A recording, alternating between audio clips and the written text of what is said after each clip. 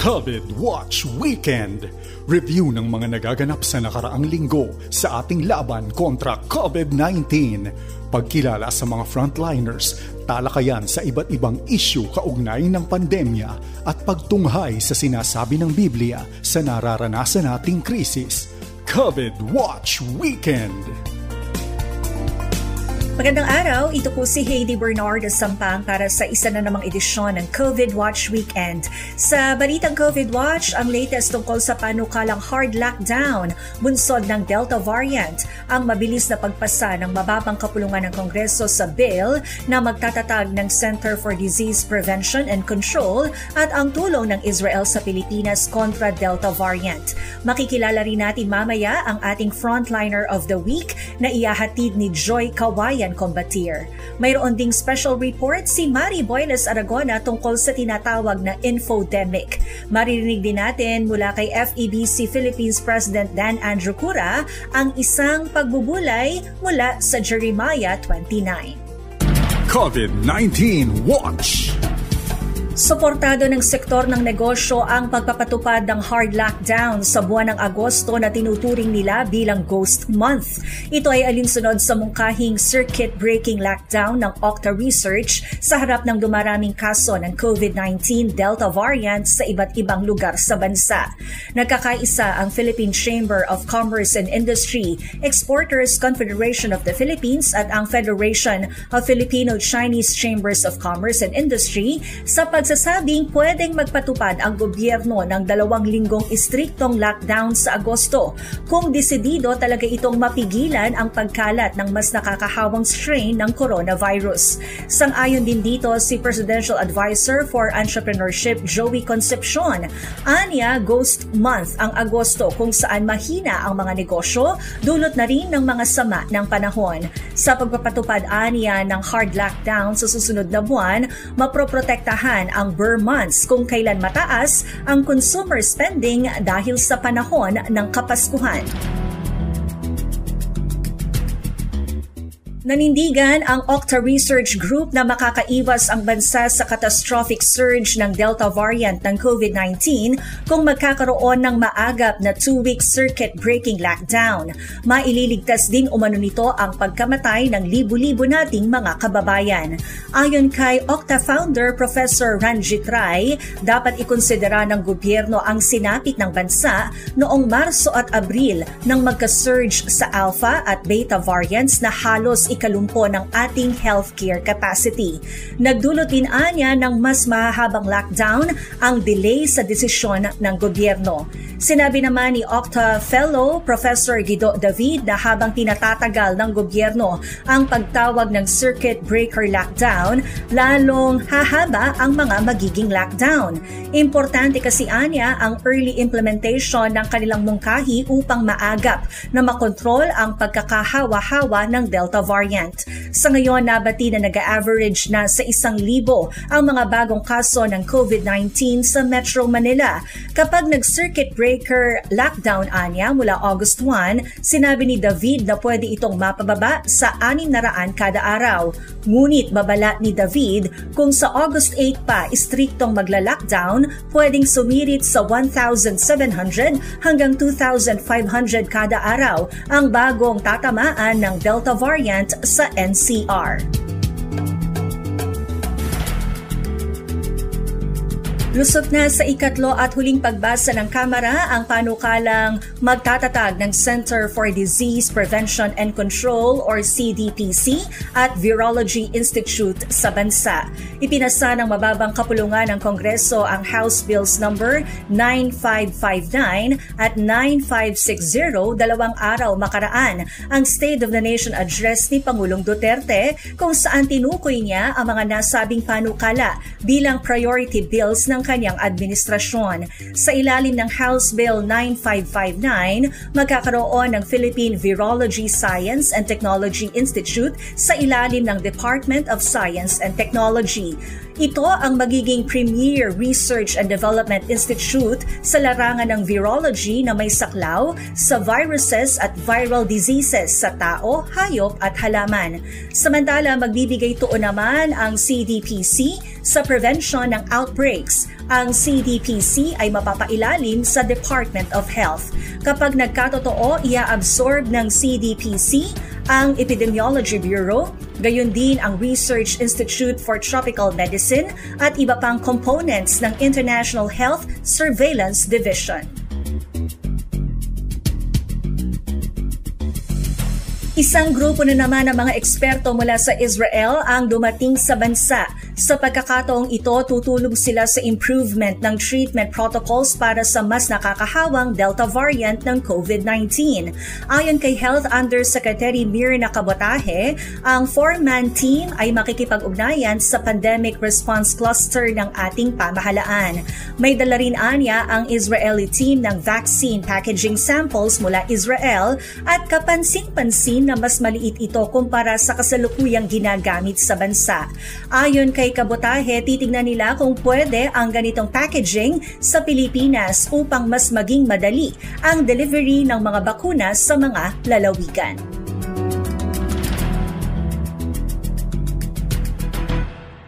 Ang ating frontliner of the week ay si Police Executive Master Sergeant Cesar Jamili Pinuela ng Haro Police Station sa Haro, Iloilo City. At para ipakilala siya, narito si Joy Kawayan Combatier. Umabot na sa halos 30,000 ang mga pulis na tinamaan ng COVID-19. Bilang nasa frontline, malaki ang tsansang sila ay tamaan ng nasabing sakit.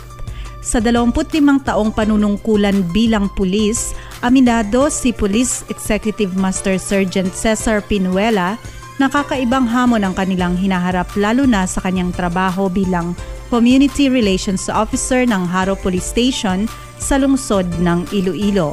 As a police community relation, the COVID-19 pandemic has put us into situation bilang isa ka-pulis and frontliners sa gitna ng pandemic ay isang malaking pagsubok sa amin. Every police must deal with operational duties while protecting our families and ourselves against infections. Kailangan mag-assess at mag-responde ng mabilis to every laws and bylaws that are regularly changing as government takes information from the health expert, especially sa virologist kung paano i-manage ang global pandemic na ito. Isang malaking pagsubok sa amin since the government relies on us to ensure the safety of the community from this virus, while also protecting the community from the common flu virus, such as the domestic violence, illegal drugs, etc.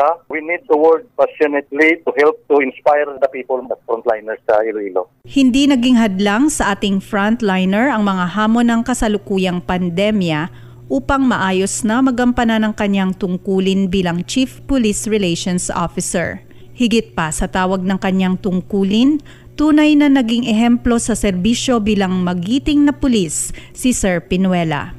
Yung activity as a police community relation, kailangan natin magtrabaho ng mabilisan, especially sa ating work, para yung community po, mabigyan man sila ng magandang ehemplo. Especially po sa aking ginagawa po the continuous program as a police community relation, dito po sa Haro, Iloilo. Especially po sa pandemic na ito, ginagawa ko po rito araw-araw, nagbibigay po ng pagkain, ng pagkain na support sa mga tao rito sa aking nasakupan po, especially sa Haro District. As a police community relation po, nag-Bible study po ako sa mga priso po. The Holy Bible po, hearing the words of God po sa mga priso natin, para nga hindi man sila ma-lost hope, para makatulong man tayo sa kanila po. Nahiyaman ako magsabi sa mga natin. Kita man personal na gastos ko, ma'am, tapos gina-assess lang ako sa aking mabuting Cebu Police Captain Eduardo Sabiano Siaton Jr. At saka yung mga kasamahan ko, ma'am, na police. Masaya ako, ma'am, pag nakabigay ako sa mga mahihirap, especially the Forest Poor dito sa amin. Dati pag panalo ko ng police magiting, may mga maliit ako na token na bigay sa akin. Binibigay ko yan ng isda ng fish, Nagbili ako ng 2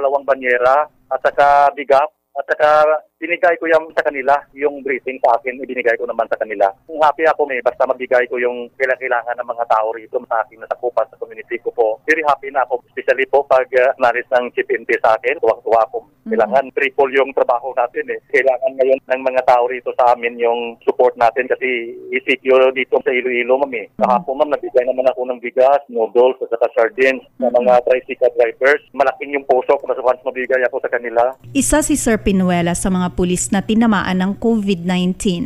Ibinahagi niya ang kanyang experience at nagbigay ng tips upang mapaglabanan ito. The COVID-19 pandemic has a major effect of our lives, bilang mga apektado sabing ating na virus. Myself had the experience, ma'am, on how to overcome the stress, Mahirap talaga kung mag-pandemic sa akin. Naranas ko na yan Sa 23 days ako sa quarantine facility na mahirap na yung ko. Wala man akong sakit, wala man ako effect ng mga ubo, sipon, wala. Pero nagpasitib ako. Pero ginahawakan ko lang yung Biblia ko, saka nag-pray. Nalapasan ko rin yun 23 days. There are some tips, kailangan na magkain tayo ng healthy, balanced meal, iwasan or limit lang ang matamis at saka malamig na inumin, kailangan mag-sleep tayo ng maaga pa. Tapos I also connect to my loved ones, family, and friends through the social media and by phone. Lastly, I never forget, mag-pray tayo, trust the Lord, pinaka-importante, declared in Jeremiah 30, verse 17. I will restore you to health and heal you want. Para sa ating frontliner of the week, may mga magandang dulot ang kasalukuyang pandemya kung saan tinuruan tayo nito ng mga leksyong di dapat kalimutan. Looking at the brighter side, COVID-19 taught us a lot of things, katulad ng environmental health, proper hygiene, preventive measures, and importance of unity. The pandemic lets nature rest. Sa totoo lang, it has improved the environment health crisis. Isa sa mga halimbawa nito ay ang pagbawas ng mga nagbiyahing sasakyan ay nabawasan na din ang air pollution natin. On the other hand, people now are practicing proper hygiene and preventive measure para maiwasang makasakit tayo at makaroon ng virus. This awareness may be the driving force toward the healthier habit. Furthermore, the pandemic taught us the importance of unity sa iba't ibang organisasyon at individual ng tatagawa ng community service at sa community countries. Tinuturuan nito ang bawat tao na maging mapagbigay sa mga nangangailangan, lalo na po sa panahon na ito ngayon. Yung community pantry namin, ma'am, nalagay namin sa harap ng station namin. Biro mo, isa dumadaan yung nagbinta ng gulay. Isa nag-drop sila mo, nag-drop nila yung gulay nila, nabigay sa amin at saka nabigay namin sa mamahirap din. Sa huli, may mahalagang paalala sa bawat isa, si Police Executive Master Sergeant Cesar Pinuela. Yung pandemic taught us lots of lessons. I mentioned some, but the most important lesson is that we should take good care of ourselves and never forget to appreciate, show our loves and our loved ones. Since we don't know when our times will come to end, di natin kontrolado yung buhay natin. Kaya it's our duty to share kindness to other people and think the most important things we must remember.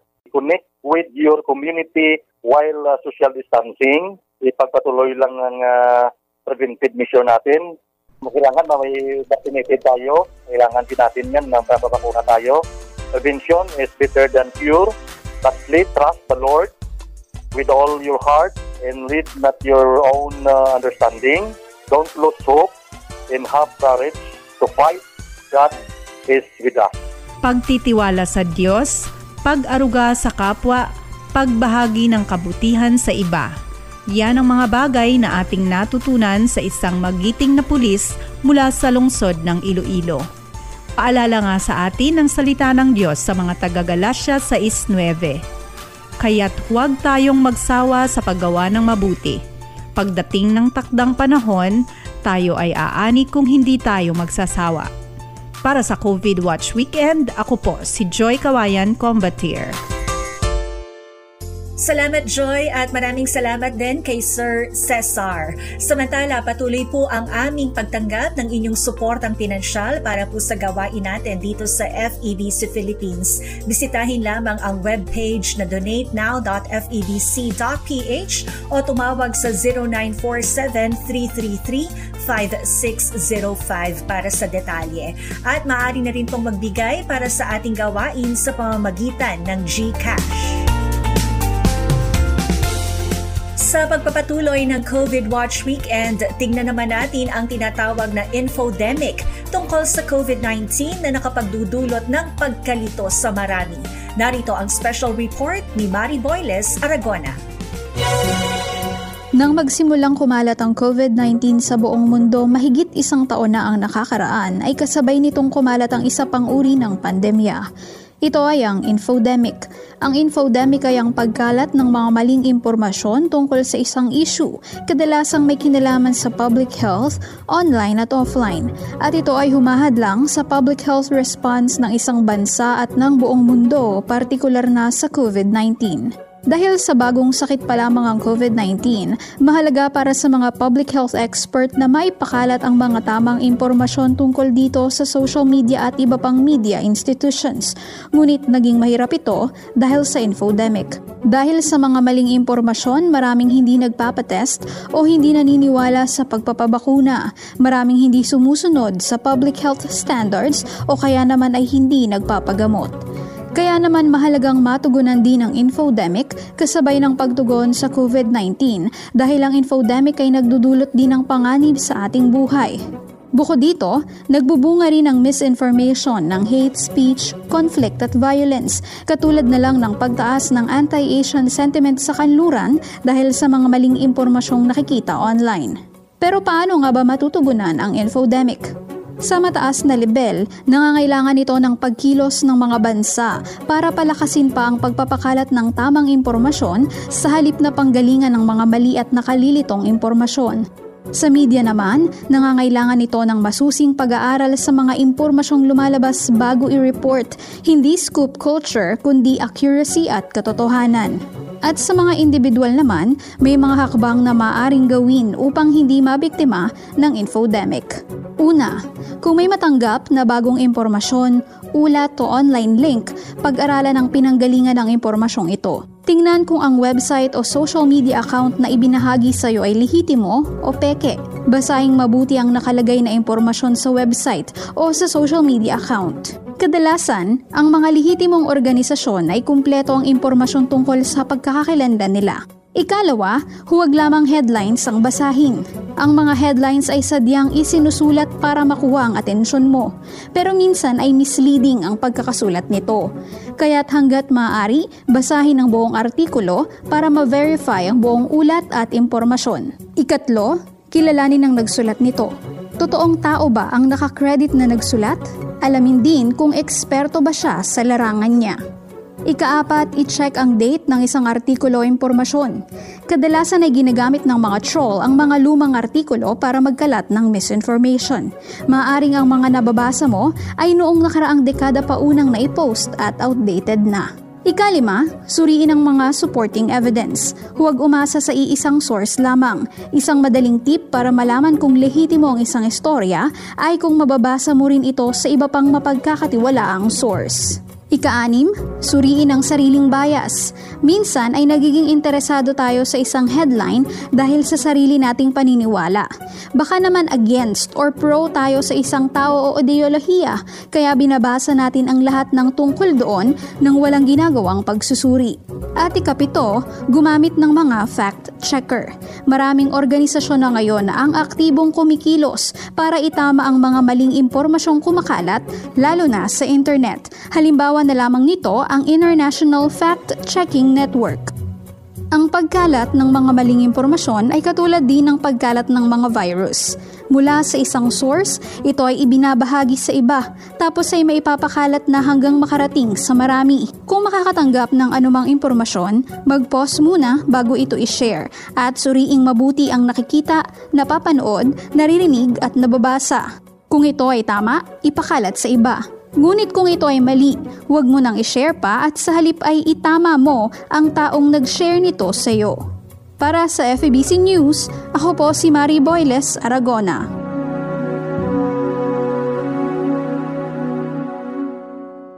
Hindi na hinahangad pa ng marami na maibalik ang dating takbo ng buhay bago mag-pandemic at hindi naman din nangangarap kung ano ang buhay kapag wala na ang COVID-19. Kung gayoy, ang kasalukuyan ang dapat nating pagtuunan ng pansin sa buhay.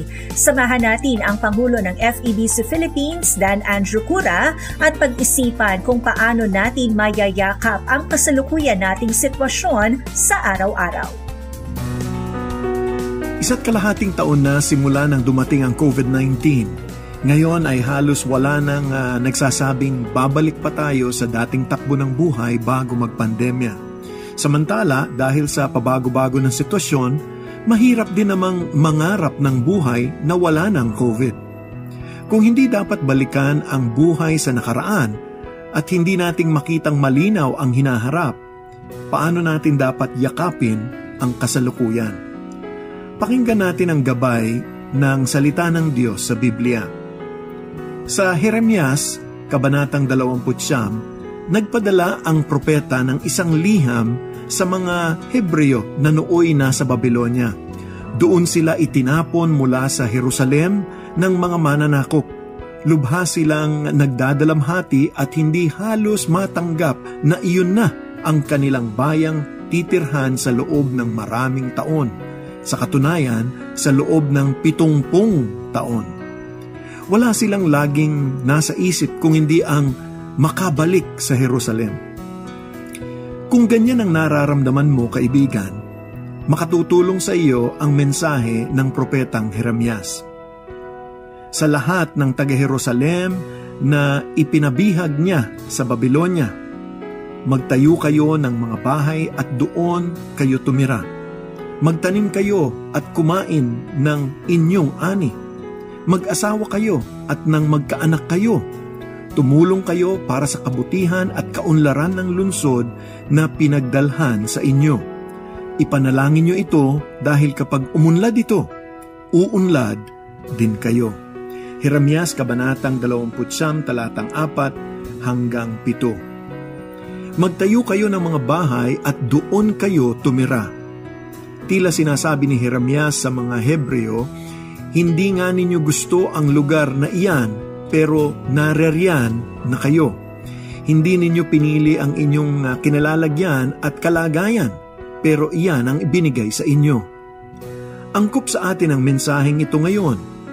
Walang pasabi ang mga biglaang pagbabago sa buhay natin. Hindi hiningi ang ating pahintulot. Pero kailangan nating sumpungan ang buhay na nakalaan sa atin sa ganitong sitwasyon. Kung lagi na lang nating hinahanap ang dating buhay, mawawalan ng saysay ang bago nating karanasan na ibinigay ng Diyos ng halaga at kabuluhan para sa atin. Magtanim kayo at kumain ng inyong ani.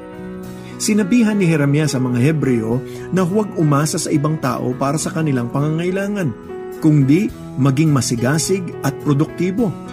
Ibig sabihin ay matuto ng mga bagong bagay at kakayanan na naaangkop para sa kasalukuyang sitwasyon. Sa panahon ngayon ay nakita na nating natural sa atin ang pagtutulungan sa harap ng pangangailangan. Mag-asawa kayo at nang magkaanak kayo.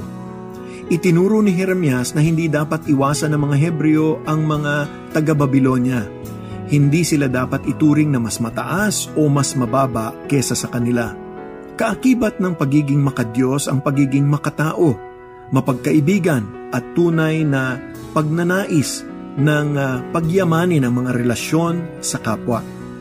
Itinakda ng Diyos ang bawat taong makakasalamuha natin sa buhay, lalo na sa mahirap na panahon tulad ng ating dinaraanan ngayon. Tumulong kayo para sa kabutihan at kaunlaran ng lungsod na pinagdalhan sa inyo. Ang mahigpit na payo ni Jeremias sa mga Hebreo ay lumago sila kung saan sila itinanim. Dagdag pa ng propeta, ipanalangin nyo ito dahil kapag umunlad ito, uunlad din kayo. Jeremias, Kabanatang 29, talatang 7. Samantalang nasa lockdown, lagi nating tatandaan na posibleng isabuhay ang kalooban ng Diyos para sa atin sa kahit na ano pamang kalagayan. Sa halip na hanapin ang pagbabalik ng nakaraang buhay bago pa magpandemya o mangarap sa panahong wala na ang COVID, sikapin nating maging lalaki o babae ng Diyos sa kasalukuyang panahon na hindi tayo ang pumili. Sa halip na magreklamo at mangarap na lang ng gising, piliin mong magtayo, magtanim at hanapin ang kapakanan at kapayapaan ng ating bayan. Tanggapin natin na maraming itinuro ng Diyos sa pamamagitan ng krisis na ito. Nasumpungan natin ang pinakamahalagang mga bagay sa lahat, ang hanapin ang Diyos. At ang pangako niya ay ganito, kung lalapit kayo sa akin ng buong puso, tutulungan ko kayo. Jeremias, Kabanatang 29, talatang 13. Ama naming Diyos, maraming salamat na naman sa paalala na kayo ang dapat naming bigyang pansin. Kayo ang dapat naming hanapin. Salamat Panginoon sa mga naituro nyo na sa amin sa kalagitnaan ng paghihirap at pagsubok na ito. Ang aming dalangin o Diyos na kami ay matuto at matutong lumakad na kasama kayo at kasama ang aming mga kapwa-tao upang magtulong-tulong kami sa aming pag-angat muli sa likod ng mga pagsubok na ito. Salamat o Diyos sa iyong pangako na kung kami ay lalapit, kayo ay tutulong. Sa ngalan ni Jesus. Amen.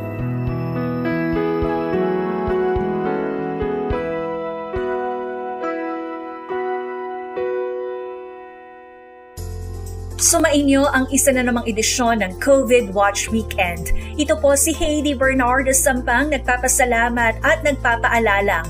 Sa halip na balikan ang nakaraan o pangarapin ang hinaharap, lagi nating ibuhos ang puso't isipan sa kasalukuyan sa biyaya ng Diyos. At huwag nating kalilimutan, basta't laging handa at sama-sama sa kanyang lakas, kaya natin to. Subaybayan ang COVID Watch Weekend, linggo-linggo para sa napapanahong impormasyon at pananaw sa pagharap ng bayan sa krisis ng COVID. Para sa inyong mga komento at tanong, sundan ang mga Facebook page ng FEBC Philippines.